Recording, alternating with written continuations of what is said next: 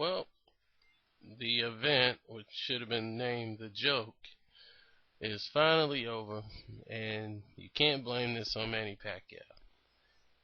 Joshua Kaladi, who I believe came in here thinking it didn't matter, he was getting paid anyway, so he was just gonna show up. As long as he didn't get knocked out by Pacquiao, he'll be okay. And he played it safe. He hit Pacquiao whenever he threw punches, and Pacquiao really couldn't do anything with him and frustrated him in the fight. Which brings up another question. If Joshua Kaladi can frustrate you defensively, what do you think Floyd Mayweather's going to do to you? But on another note, I noticed something that was quite unusual. I saw Joshua Kaladi, and he looked very thin than what he normally does when he comes into a ring or for any kind of fight. He seemed to be not hydrated up to where he usually go to 160 pounds, and he looked pretty thin. And that brings up another question by me: did he have a hydration clause in his contract? Because if you look at this photo here, when he was fighting Miguel Cotto, his last fight, look at his shoulders. You can tell there's a difference in the size of his body. And then when he fought Manny Pacquiao, he's a lot thinner. Then take a look at this fight when he fought Zab Judah. It's the same thing. He is clearly 160 pounds solid by fight time. Why are they putting these hydration clauses in these Manny Pacquiao fights? I would love to know that. Now, they interviewed Kaladi before the fight, and he said that he could weigh in at 147, but he didn't know anything about any rehydration clauses or anything of that nature. He just knew the fight was at welterweight and wasn't at a catchweight. Now that that's over, let's look at the positive things that happened this weekend. Positive thing number one. Let's take a look at the Huck fight, Captain Huck, Marco Huck, which ends up being a better fight than the so-called event. He actually scored an impressive third round stoppage over the swamp donkey Adam Richards, and it was pretty impressive, enough to might get him a shot at a title coming up soon at a cruiserweight. Then you have Omar Henry. Omar, oh my God, Henry. His whole career has been a highlight reel. And look at Lauren Cole's face when he gets hit with that left hook. I mean, this guy is like a total machine. Out of all the younger fighters, he's the one that's showing the most promise right now.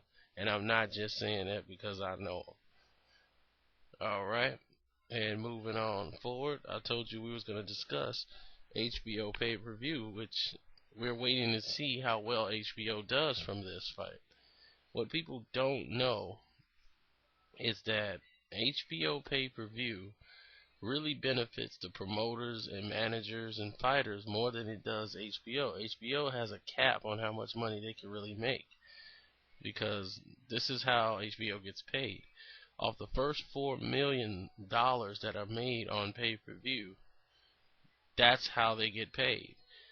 They get 10% of the first $4 million. Then after everybody gets their cut, like on demand,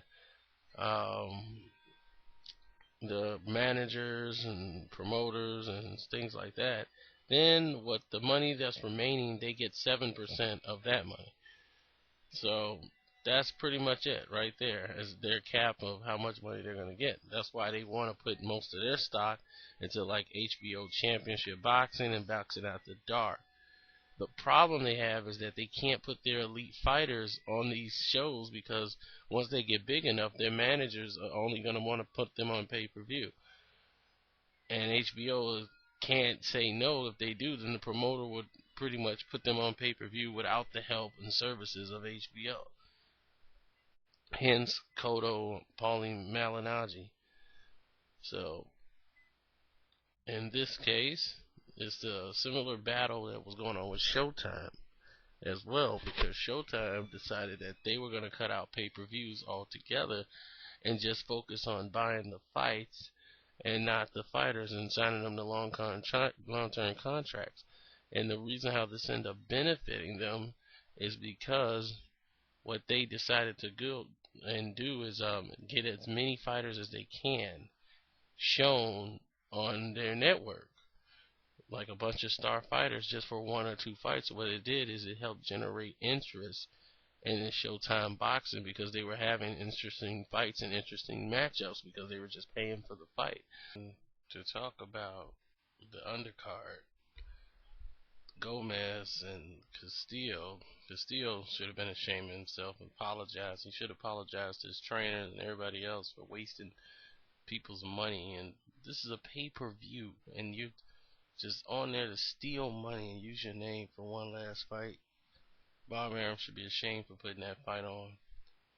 Then Humberto Soto did what I thought he was gonna do to David Diaz, but he kind of like took a break, which making me wonder is, could he carry his weight at 135 that he did at the lighter weights? And now that the stage is set, he's gonna fight. This is a spoiler for all you boxing fans out there, but Lamont Peterson is gonna fight him for the title. So I guess Lamont's gonna drop down to 135 and vie for a championship there.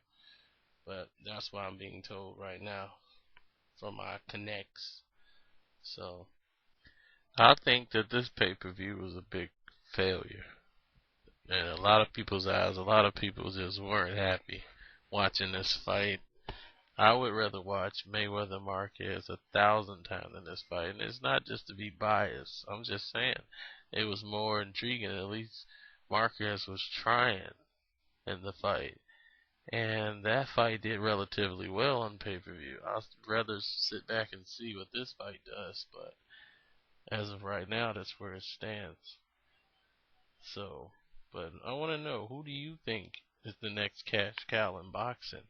After Floyd and Manny and Shane goes, I don't think anyone's out there is ready to take the reins. Paul Williams don't seem like the guy's going to bring in millions. I think it's going to really come from the lighter weights. Maybe a Devin Alexander or Bradley or Chavez Jr. Somebody with a name like that will probably be the future cash cows. But Victor Ortiz